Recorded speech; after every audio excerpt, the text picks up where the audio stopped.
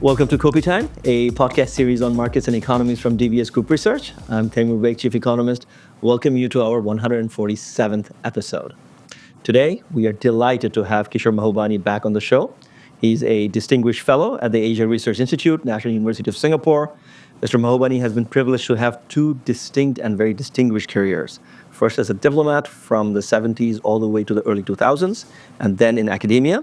He is a prolific writer who has spoken in many corners of the world, and his latest book is Living the Asian Century, an undiplomatic memoir. Highly recommended. Kishore Mahbubani, welcome back to Kopi Time. Thank you, Timur. It's great to have you, and we are recording this in Mumbai, India. So I would like to begin our conversation with India. Where do you see India sitting here in late January 2025 in the geopolitical landscape? First of all, thank you very much for having me on again. I know that our first recording had quite a few... Biggest hit so far in the history of Kopi Time, yes. To understand India's place in this geopolitical moment, we have to understand first the geopolitical moment. And here it's important to emphasize we are at a very unique crossroads in the field of geopolitics. So there are fundamental structural changes taking place in the geopolitical order. That's the moment. And the question, therefore, is which countries are adapting well to these structural changes, and which countries are adapting badly to these structural changes. I can give examples of both. So clearly, one of the changes that is happening, and I've said this over and over and over again, is that we are reaching the end of 200 years of Western domination of world history. So clearly the 88% of the world's population who live outside the West are waking up significantly. And if people ask me to give one simple example of this, I just say, look at the Ukraine war.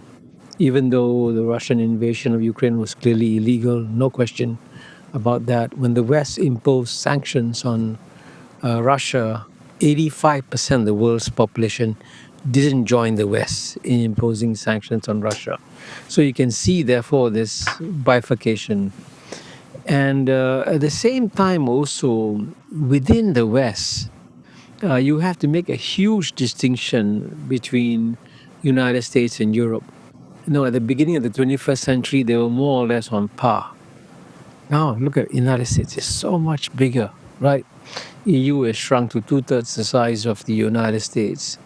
And the European Union clearly has also lost its way and is floundering in terms of adjusting to this new world order, both in the arena of geopolitics and their mismanagement of the Ukraine issue, and also in economics and not being able to grow their economies and adapt and adjust to the new world. By contrast, by the way, the United States looks very robust and strong and dynamic. So in this setting, there'll be winners and losers with these structural changes, and I predict that India will be a big winner. Because these kinds of structural changes open windows of opportunity. And clearly, India is going to have a major window of opportunity because as things change, as people try to cultivate the rising powers, India clearly is one of the rising powers. At the beginning of the 20th century, it wasn't in the top 10 list of world economies. Today, it's already number 5. By 2030, it'll be number 3. So India has arrived in that sense. So as we move towards a multipolar world order, India will be one of the significant poles, and India, therefore, can become a huge beneficiary if it plays this game well. So let's talk about playing the game well in the context of India-US relationship. We have Donald Trump back in the White House. India runs a large trade deficit. The US has a big trade deficit vis-a-vis India. Trump's KPI, or key performance indicator, seems to be narrowing deficit vis-a-vis nations. Would he impose tariff on India? How will India play that? What's your sense? Well, I think in the case of Donald Trump, you have to switch your means of calculating. In the past, things like goodwill, relationships, how do you say, established history would make a difference. In the case of Donald Trump, nothing matters except very simple question: what have you done for me lately? That's all he asks. And this is where, on the one hand, I have no doubt that the close personal relationship between Donald Trump and the Prime Minister Narendra Modi is a genuine. They both get along with each other. Will make some kind of difference. But, frankly, if you look at countries in the world, no country has been as loyal to the United States as Canada has been. And if you look at the way that Canada is being kicked around by Donald Trump, you realize that relationships don't matter. At the end of the day, what matters is pure transactional interests. And he will want to see balanced trade between US and India. He may insist on India opening up some of its markets to American products. He's going to deport illegal Indian immigrants, which is going to be a problem for India, because if you look at the countries with the number of illegal immigrants in the US, number one is Mexico, number two is El Salvador, number three is India. So there'll be some friction, in the way it's done and so on and so forth. You saw it with Colombia and all that. That's right. So there are potential issues that could complicate relations with the Donald Trump administration. But the biggest complication arises from the fact that, in the Biden administration, which courted India ferociously, except the last year, something went wrong in the last year clearly, saw India as a natural ally against China. Trump doesn't see allies as assets. Trump sees allies as liabilities. Seriously. So all he's asking is how much are you paying me and what have you done for me lately? And so even he's not going to see India necessarily as an important ally counterbalancing China, for example. In fact, one of the problems that India may have is that since Donald Trump is a big deal maker, he may come to some kind of deal with China. And if relations between US and China settle down, then the value of India as a geopolitical card goes down. And so India, therefore, has got to adjust and therefore try to see how it can take advantage of these changes to ensure that its interests are protected.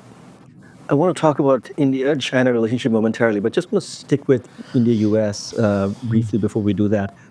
The US is, or rather Donald Trump's team is keen on getting a deal done between Ukraine and Russia. But first step in that direction seems to be tightening the screw on Russia and easing the screw, including access to Russian oil in a heavy discount that both India and China have been benefiting. So how does India calibrate its still fairly deep relationship with Russia while dealing with the US with this transactional precedent? Well, I think for India, it's a matter of vital national security interests to preserve its relationship with Russia. Because at the end of the day, when you go through a crisis, we all go through crisis, you have to ask yourself, who can you rely upon in a crisis? So, for example, that if India has a problem that appears in the UN Security Council, of the 5 permanent members, United States, UK, France, China, Russia, the only dependable ally or friend that India has is Russia.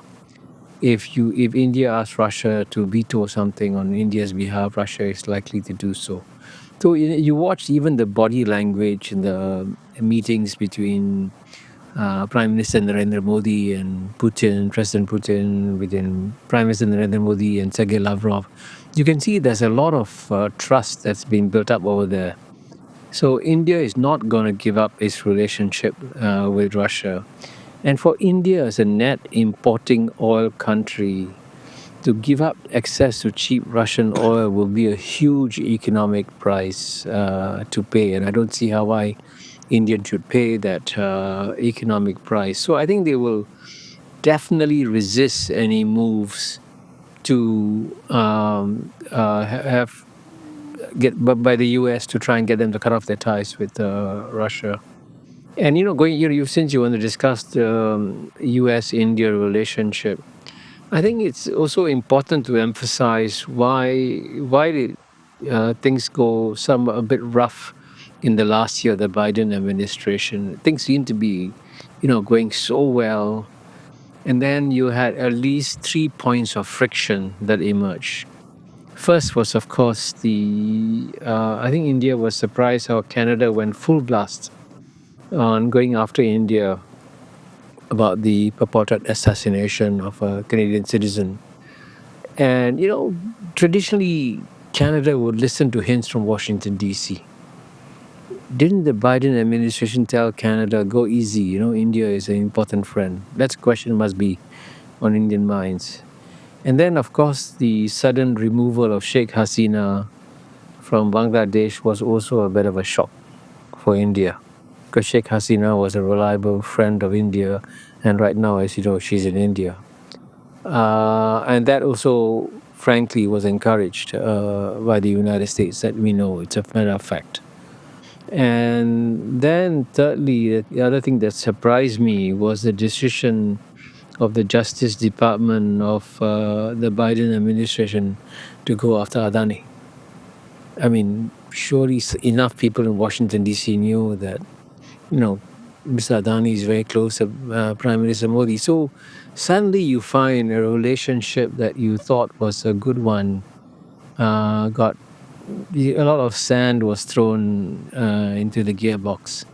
And so that's why I think India has got to really decide how it balances. It's still going to have good relations with the U.S. By the way, there's no question whatsoever. But how you how you play that balance between U.S. and China, you got to recalibrate now. Speaking of recalibration, let's talk about India and China relationship. Yeah, well, I think in the case of the India-China relationship, clearly some degree of rethinking is going on. I mean, I was surprised to learn from you this morning that India has allowed the resumption of direct flights between India and China. That was a major anomaly. I mean, a major anomaly. I mean, the two biggest, I mean, apart from Japan, the two biggest economies in Asia have no direct flights with each other. That doesn't make sense. So clearly, that was a big move, and it's part of a gradual recalibration, driven partly by the fact by realization you can't put all your eggs in the American basket. You can't just rely on the United States, and at the same time, if India's goal is to become a manufacturing economy, no country in the world anywhere, by the way, including United States, Germany, UK, can advance their manufacturing agenda without, in one way or another, getting inputs from China. I mean, the most stunning statistic of the 21st century is that when the 21st century opened in the year 2000, China's share of global manufacturing was 5%. By 2030, it'd be 45%. Now, that's stunning. Now, virtually every product in the world that is manufactured, I think, in one way or another contains some kind of Chinese component, because that's how indispensable the Chinese manufacturing economy has begun.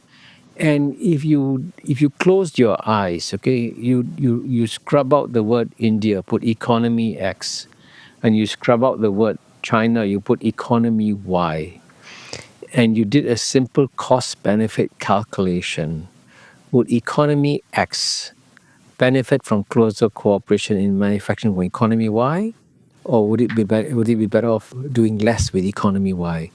And any kind of basic cost benefit calculation will show you that India will benefit a lot more by not necessarily cooperating, but taking advantage of China's manufacturing capabilities to enhance its own manufacturing in India. And so, to give a simple and obvious example, India wants to become a big manufacturer of iPhones.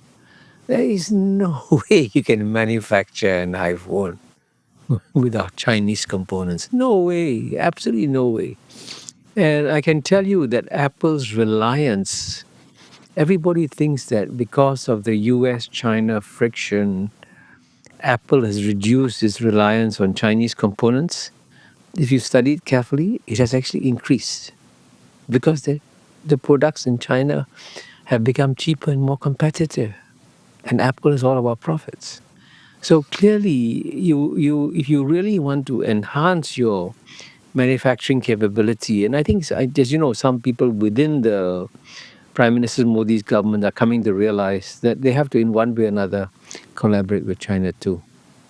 Oh, it is encouraging, absolutely. You mentioned Apple. My understanding is that when Foxconn was initially nudged into assembling iPhones in India, the fear, even among Indians, was that it may not match the efficiency of Chinese manufacturing plants. But now we can see that there's a win-win there. You be part of the Chinese supply chain, bring in the inputs, bring in Indian labor, train them, and now my understanding is that the Apple's yield in India is almost as good as it is in China. So there is a mutually beneficial dynamic there in place. Foxconn is happy, India is happy, Chinese components remain in place. But it And has increased India's trade deficit with China. it will probably do the same. Yes, indeed. So that's the irony that India's fear about Chinese trade deficit probably got in the way of India joining regional comprehensive economic That's partnership right. with ASEAN. Now, again, there's some rethink that maybe that was an opportunity lost. You can't just fixate on a bilateral deficit. You have to sort of think about your own export prowess and how you build it with cooperation, joint ventures, if you will, with others. Like, sure, I see, for example, MG cars on the roads of India. It's a joint venture between an Indian company and Chinese SAIC. So that's the Chinese model in the past, worked very well for China. And I think India, with this recalibration, is beginning to head in that direction. I think that's a welcome development. Yeah, well, I'm glad you mentioned RCEP because I think all the, again, objective econometric studies show that if India joins the RCEP, it'll be a net beneficiary and India's GNP will gain a boost. I mean, there was already a very powerful geopolitical argument for India to join the RCEP because, if India stays out of RCEP, it will lose its ability to integrate better with the ASEAN region. And Southeast Asia, for 2,000 years, has been trying to balance China and India, right? And overall, Indian influence in Southeast Asia has always been very strong because out of the 10 countries in Southeast Asia, 9 have an Indic base. Only one, Vietnam, has a Sinic base. So there's a natural affinity, natural, how do you say, complementarity between Southeast Asia and India.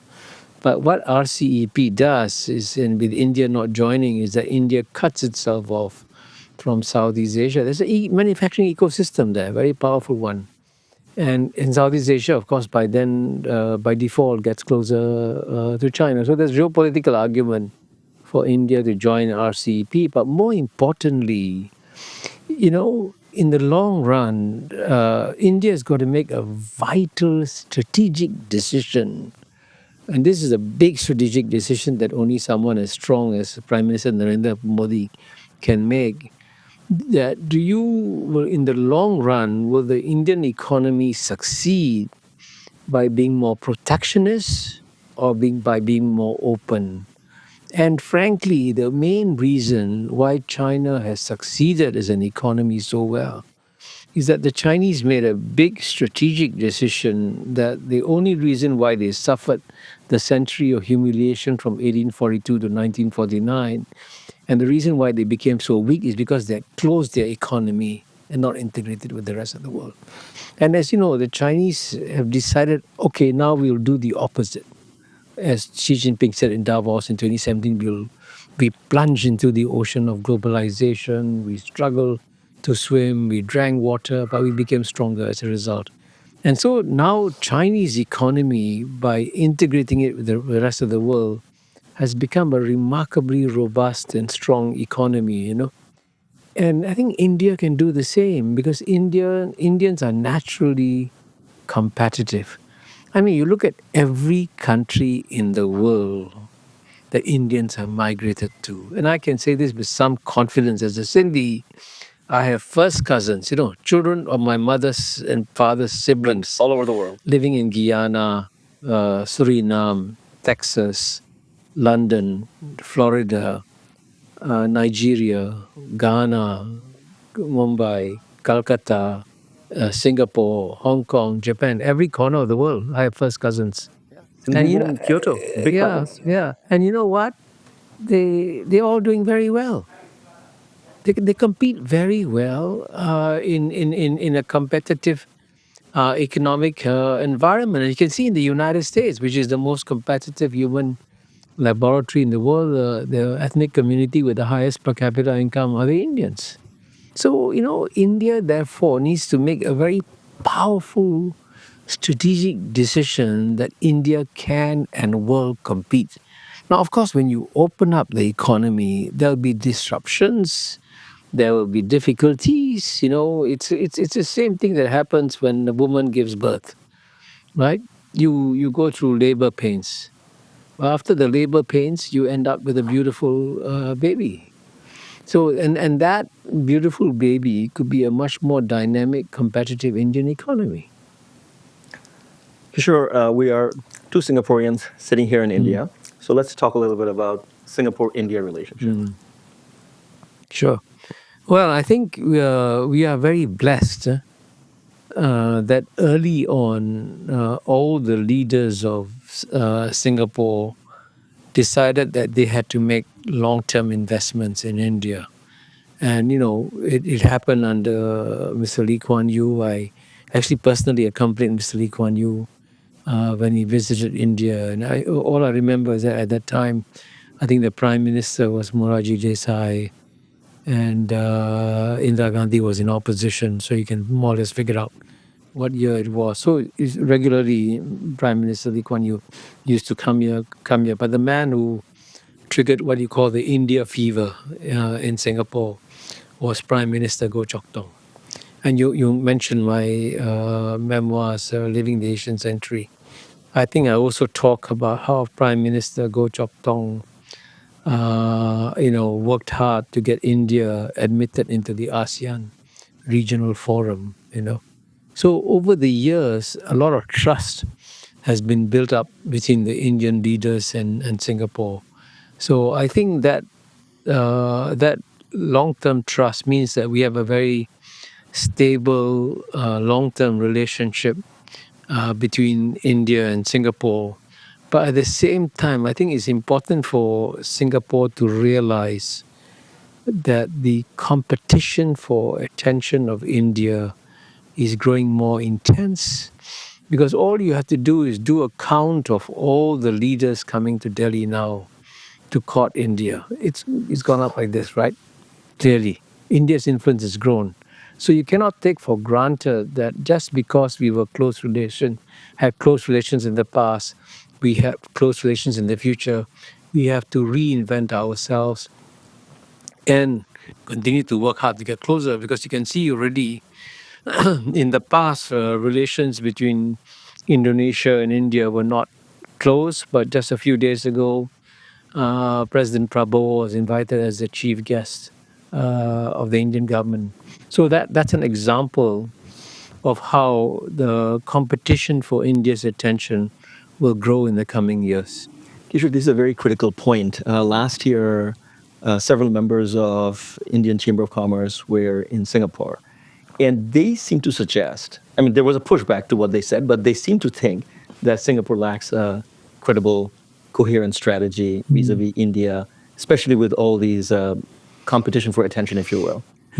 So what should be Singapore's strategy in this time when India is being courted by the whole world? Well, I think the important thing is to continue working at the relationship. And I'm very glad that President Taman Shanmugaratnam came on a state visit to India. I think probably apart from the two former prime ministers, Mr. Goh Chok Tong and Mr. Lee Hsien Loong, I think the third most respected Singaporean figure in India is Taman Shanmugaratnam. There's a lot of reverence for him and trust in him. So it's good that he came and re-established the close relations. But we also have to keep on sending visitors and also working hard to find concrete areas of cooperation and collaboration between India and Singapore. And I hope that we can at least work with India slowly to try and persuade India to reconsider your decision not to join the RCEP. Because I think once India joins the RCEP and benefits from joining RCEP, then the ties, not just within India and Singapore, but India and Southeast Asia, will become much stronger. Yeah, I fully concur. Let's put India aside for the time being and talk about what you and I discussed at length in the previous podcast, the China-US relationship. How do things look from Beijing's perspective, including the last 4 years of Biden administration and the coming 4 years of Trump administration? Again, here again, it's very important to make a distinction between the structural changes and the short-term developments. Excuse me.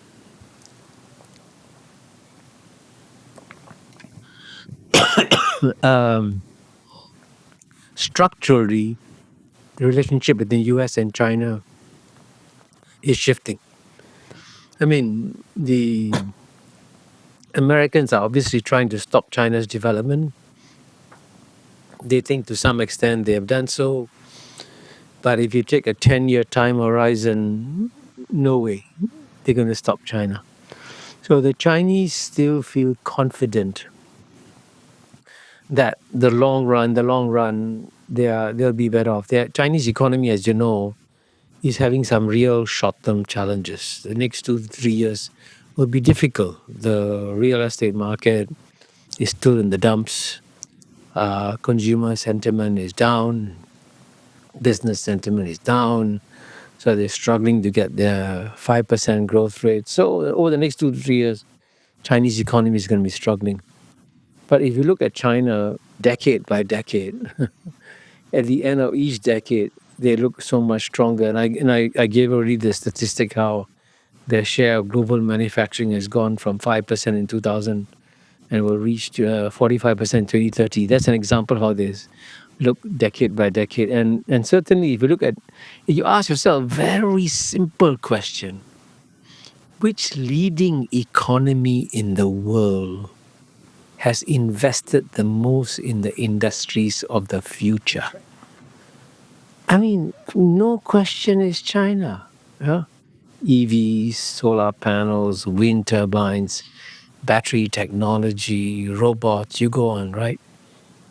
And if there's one economy that's really prepared for the future, preparing itself for the future, is China. And it's causing structural changes around the world. I mean, if you and I had had this interview 10 years ago, and I told you, Timur, 10 years ago, I told you in 2015, 10 years from now, Mercedes Benz, BMW, Audi, Toyota, Nissan, all will be so scared of Chinese automobiles. I would have laughed at you. You'd have laughed at me. Everybody would have laughed. You must be joking. I remember as recently as 3, 4 years ago, Elon Musk said, who the hell is going to buy a Chinese automobile? Look where we are today. All the companies I mentioned are shit scared of Chinese automobiles. So, this is, and just to mention an event that happened last few days, look at how much value NASDAQ has lost because of a company I never heard of No one called did. DeepSeek. Where did this Chinese company come from? And how does a hedge fund manager create a world-beating AI company? It doesn't make sense. So, therefore, what we have, the biggest lesson, and this is what I'm a friend of the United States. My goal is to help the United States adapt intelligently to the rise of the Chinese. And I always keep telling my American friends, it's very dangerous for you to underestimate China. It's safer for you to overestimate China. And to be fair to me, I've been saying this for 20, 30 years, consistently. And so, with these structural changes happening, the rebalancing between US and China will continue. Now, over the short term, I think China is probably going to have a rough time initially with Donald Trump, because Donald Trump, as you know, only believes in working through threats and tariffs and so on and so forth. So there'll be some rockiness in the US China relationship. But at the same time, if there's one man who can make a deal with China, a comprehensive deal with China, it is certainly Donald Trump. Joe Biden and his administration were so frightened of being seen to be soft on China, they didn't dare to do even the obvious things they could have done to improve ties with China. Donald Trump has got the advantage. They say only Richard Nixon could go to China. Only Donald Trump can make a deal with China. And at some point in time, if they reach a deal of some kind and stabilize the US China relationship, I wouldn't be surprised either. So, and this means that all the other people around the world, like the Europeans, who are counting on an adversarial US China relationship, will suddenly find themselves marginalized. So, this is the sort of thing that you got to be geopolitics is a very cruel business. You got to think very hard about how you could, on the one hand, enhance your position, and on the other hand, how your position could be seriously suffer if other changes happen. Like, sure, the mercurial nature of Trump is really something else.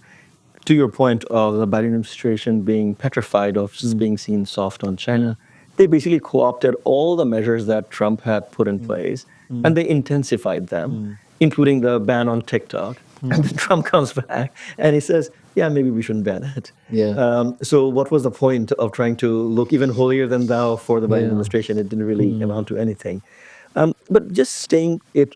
Just a quick point. Sure. The bigger problem with the Biden administration is that they didn't have long-term strategic thinkers in the administration. I can tell you that in my last one-on-one conversation with Henry Kissinger in October 2022, about a year before he died, he more or less suggested that they're not thinking long-term and comprehensive. You with China, you got to ask yourself where you want to be 10 years, 20 years from now. Forget the next quarter. Forget the tariffs and all that. What is your end goal? And the Biden administration never specified what his end goal is going to be 10 years, 20 years down the road. And what has shocked me even more is that not a single member of the Biden administration consulted Henry Kissinger. And the least they could have done, at least, to show some courage, is allow Henry Kissinger to go back to China in 2021 to mark the 50th anniversary of the opening up with China. But they were so scared, they didn't even allow Kissinger to go to China. Right. So that's an example of cowardice that unfortunately plagued the Biden administration. Yeah, I've looked at various speeches that Jake Sullivan, Anthony Blinken gave over the last 4 years, and I felt that it was a continuation of whatever they thought the Trump administration had done, that we got to be even tougher than that, a little wide yard and high fence and those sort of analogy. It was all about looking at China as an existential adversary, as opposed to looking at the gains from a win-win relationship of openness. And the Biden administration especially, because it genuinely, the biggest compliment I can pay the Biden administration is that they understood that climate change was a real threat. And it is a real threat, come on. Now, if climate change is a real threat, and you really want to focus on saving planet Earth, then you got to press the pause button on the geopolitical contest with China and tell China, hey, we are both two cabins on one boat. The boat is sinking. Let's work together. But the Biden administration, even though it realized that climate change is real, didn't have the courage to tell the American people, hey, we really got to save the planet. And the only way we can save the planet is if all of us come together, and we must bring China on board. That's a very simple, obvious thing the Biden administration could have said. But all they wanted to show is that they were tougher on China than the Trump administration. And it was a losing game. I agree. Let's go back to the point you made about Xi Jinping's Davos speech about China, jumping into the rough waters of globalization and coming out stronger. If we assume that the narrative of fragmentation continues in the US and Europe, they see China as an adversary and they restrict market access, technology access, and so on. What is China's strategy vis-a-vis the other 85% of the world? Well, I think the China strategy vis-a-vis the other 85% of the world started more than 10 years ago. I mean, with things like the Belt and Road Initiative, the Asian Infrastructure Investment Bank, the New Development Bank, And, a Brazilian diplomat told me that in the year 2000, it took Brazil 1 year to export $1 billion to China. Today, it takes Brazil 60 to 70 hours to export $1 billion to China. So, remember, Brazil is in theory in the American sphere of influence, and Brazil is covered by the Monroe Doctrine and so on and so forth. So here is a country that has developed extensive ties with China. It's not going to sacrifice its ties with China just because of the United States. So what the Chinese have done, therefore, vis-a-vis the 85%, is to enhance their substantive ties with these countries. And give you another example, in Indonesia, after Indonesia made a decision to build a fast train with China between Jakarta and Bandung, the Biden administration sent a team and said, be careful, be careful. And the Indonesian response was, okay, why don't you, America, come and build a fast train in Indonesia? We'll be happy if you did so. But, again, the US couldn't compete with China on that. So I think, therefore, the Chinese have had, as I explained in my book, Has China Won, a consistent long-term strategy on how to manage pressures from China, from the United States on China. And the best way to do so is to ensure that the rest of the world has a vested interest in not cutting off China. That's a strategic decision they made ages ago. And you see this in ASEAN. For example, in the year 2000, China-ASEAN trade was only 40 billion US dollars. In 2022, it hit $975 billion, almost $1 trillion. So all this interdependency between China and the rest of the world mean that China has preemptively killed any containment strategy by the United States. And see, by contrast, the United States doesn't have a long-term policy that can counterbalance China. And actually, what the United States has now with the Trump administration is the exact opposite, because Trump is actually, in one way or another, going to alienate a lot of countries in the world. I'm sure Canada is mad as hell. I'm sure Mexico is mad as hell. Denmark. Colombia, I'm sure, is now mad as hell, even though it kowtowed in the end. When people have to kowtow, they get mad. Of course. Ironically, if Trump goes systematically threatening country by country systematically, including friends like Japan and South Korea, then frankly, Trump could be a real gift to China that keeps on giving. But in terms of China, so nobody contests the fact that China has deepened economic symbiosis with vast parts of the global South. But is it doing the prudent thing in South China Sea, for example? We see Philippines, China friction, sometimes Vietnam, China friction. And of course, we have the Taiwan, Korea, Japan situation vis-a-vis China as well.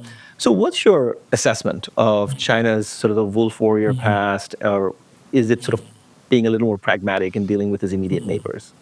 Well, I mean, the key point I always emphasize about when you deal with great powers, always remember that the phrase benevolent great power is an oxymoron. No great power is benevolent. I mean, United States was in some ways benevolent after World War II and so on and so forth with the Marshall Plan and all that. But as you can see, in the long run, every great power will put its interests first and sacrifice others. As you know, the Europeans are terrified of being abandoned in Ukraine now. So in the same way, China is also not a benevolent great power. It has to put its own interests first. And there's no question that as China becomes more and more powerful, it is going to become more and more assertive. I mean, if I give a simple analogy, if you and I having this conversation for an hour, we started off by having a cat in the room sitting in the corner. You and I be talking very comfortably. What's a lovely cat? You can look at it. But after an hour, suddenly the cat becomes a tiger. I think you and I would sit here very uncomfortably looking at the tiger. So China, to put it simply, I mean, mathematically, this is true, has gone from being a cat to becoming a tiger, right? Look at how much the economy has exploded. And so you can no longer assume that the China that behaved like a cat is going to continue behaving like a cat when it becomes a tiger. That's so unrealistic. It's going to become more assertive. But at the same time, there's a huge difference between two English words. One is assertive and the other is aggressive. So China can become more assertive without necessarily becoming aggressive. Now, you mentioned the South China Sea.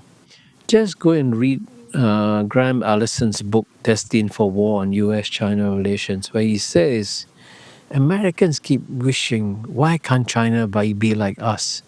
He said Americans should stop wishing that China be like us because China today in the 2020s is where United States was in the 1890s. And the president then, by the way, was McKinley, Yes. whom Trump reveres. What did he do? Once you got the muscles, you declare war on Spain. You seize Philippines, you seize Puerto Rico, you seize Guam, you seize Cuba, and so on and so forth. I mean, that's what great powers do. Now, I can tell you this: there are lots of features in the South China Sea. If tomorrow China decided that it should occupy all of them, it could do so in 24 hours. Everyone knows that, no question whatsoever.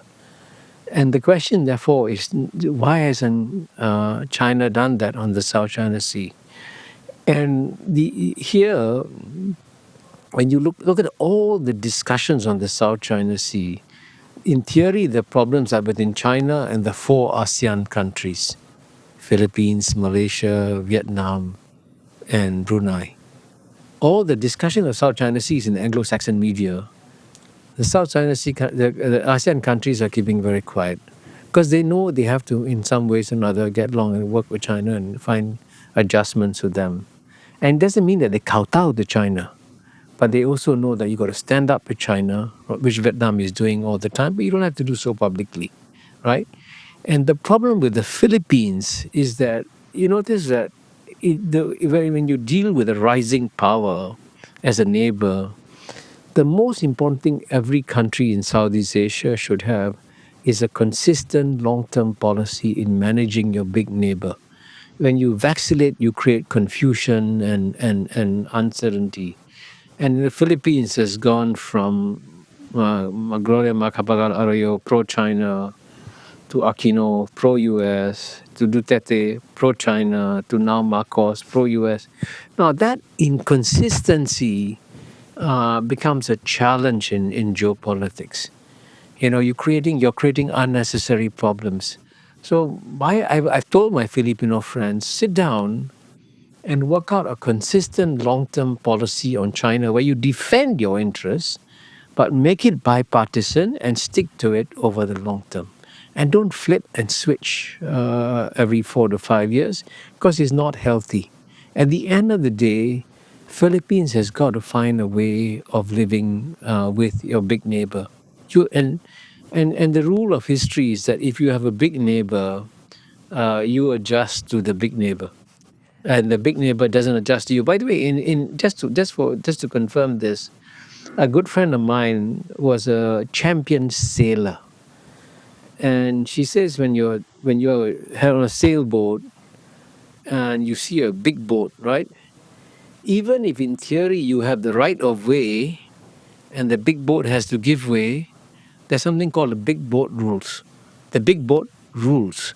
You move aside. Because if you ram into the big boat carries on and your yacht is sunk. Yes. So it's a reality of life. And to pretend that you can deal with a power that is so much more powerful as an equal is a very dangerous geopolitical illusion.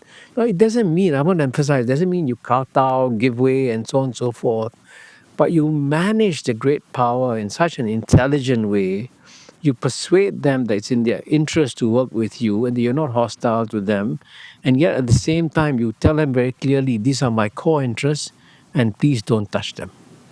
I experienced the rule of big boats recently. I was canoeing from Pulau Ubin back to Singapore. Huh. When the big tugboats come, it doesn't matter whether you have the right of way, you get out of their way because they can't stop for you. Yeah. But Kishore, I want to stay with the tiger analogy for a second. U.S. has been a big tiger in the global neighborhood for a century or so. And U.S. soft power has been so powerful in keeping the rest of the world at ease with the U.S. Recent experience notwithstanding, Hollywood, books, U.S. companies and their brands. So isn't it in China's interest to project soft power in a more benign way so that even if the benevolent superpower oxymoron is true, there's a little more adaptability and a little more positivity associated with dealing with China? Well, I think there's no question that the US has a lot of soft power. I mean, if you ask the brightest young people in any corner of the world, in Latin America, in Africa, in South Asia, in Southeast Asia, and even in East Asia, if you're bright, young, ambitious, which country do you want to go to and where can you make this become enormously successful? You can't do that in China. I mean, Brazilian, Nigerian, Indonesian very rarely can succeed in China. But you can succeed in United States. And Exhibit A is people like Elon Musk, Satya Nadella, Sundar Pichai, and so on and so forth.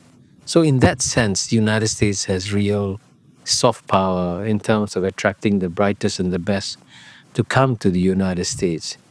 But you got to make soft power has got to be dissected, okay? In the past, United States had a lot of soft power with the mass populations and also with the governments of the world. Most governments of the world, in one way, and especially during the Cold War, and I can say this because I worked very, very closely with American diplomats in the Cold War. Government to government relations were also very close. You could trust the United States, and the United States will always try to listen to you and deal with you and understand your concerns and all that. And the height of that I saw when Mr. Lee Kuan Yew went to United States in 1985 and gave a speech at the joint session of U.S. Congress saying, "Thank you, United States, for creating a rules-based order whereby you guarantee us that small states can grow and thrive and do well," right? So they had soft power with individuals and soft power with governments. And I would say the soft power with individuals still remains. People still believe, still dream of going to the United States to live and work in. But I would say the soft power with governments is at an all-time low. Because especially, and this is where Donald Trump is going to do the biggest amount of damage, because Donald Trump's message to every country is, I don't care what you've done for me in the past. That's irrelevant to me. What have you done for me lately? And also, in a more fundamental way, the rules that Mr. Lee Kuan Yew praised United States for creating, one of the rules is you respect the territorial integrity of sovereign states. Trump is overthrowing. He's telling Panama, your canal belongs to me. He's telling Denmark, Greenland belongs to me. Now, I can tell you that every government around the world is asking, what happens if Trump comes and says, I want a slice of this from you?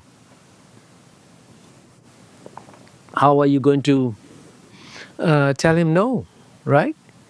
And he's doing this to not to erstwhile adversaries of the United States. I mean, if he was doing this to North Korea or Iran, you can understand this. I can't think of two countries that revere the United States as much as the Canadian and Danish governments would have been the two governments that would have revered the United States. Now, United States basically is saying, excuse me, you bend to my will, right? And just imagine if China did the same thing with the Philippines, there would be this huge uproar in the Anglo-Saxon media. But US is doing it. So finally, Kishore, maybe we move away from China and come back to our little island of Singapore. Singapore's role in this world where China-US relationships sometimes evolve, sometimes deal-making, but it is a challenging one. Singapore wants to be open to everyone. And it is conceivable, not guaranteed, but conceivable that at some point Donald Trump makes it difficult for Singapore to keep its open relationship with China and others. What is Singapore's strategy in situations like this? Well, I think Singapore's strength is the exact opposite of the Philippines. It's very consistent over the long term. It doesn't switch. So prime minister after prime minister after prime minister has said, we want to be good friends with the United States and we want to be good friends with China.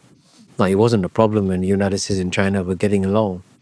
But the first leader in the world to come out openly to say that we will not take sides between United States and China was the then Prime Minister, Mr. Lee Hsien Loong, who said it at the Shangri-La Dialogue and who followed up with an article in the magazine Foreign Affairs saying Singapore will be friends with the US and Singapore will be friends with China.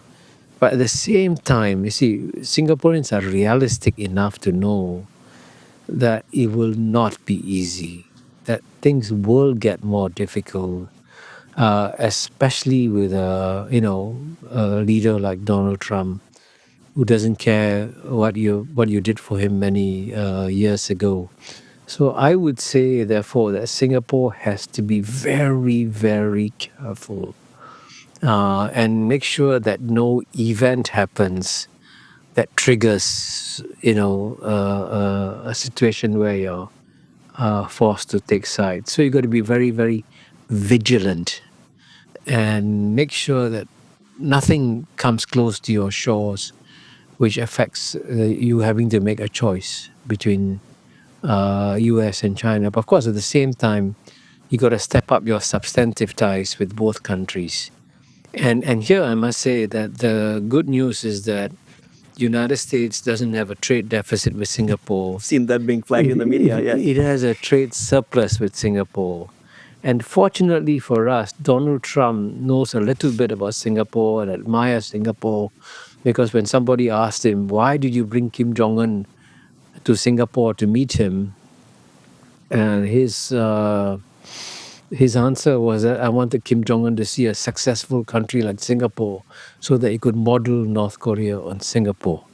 And that, frankly, is worth something. The fact that Donald Trump respects and admires Singapore. But in the event of something coming up, don't count on loyalty from Donald Trump. He doesn't know what the word loyalty means at all. Well, on that very realistic, sober note, Kishore Mahbubani, thank you so much for your time and insights. My pleasure. It's great to have you, and thanks to our listeners as well. Kopi Time was produced by Martin Delrich. Ballard Lee and Daisy Sharma provided additional assistance. All 147 episodes of the podcast are available on YouTube, also on Apple, Google, and Spotify. As for our research publications, webinars, and live streams, you can find them all by Googling DBS Research Library. Have a great day.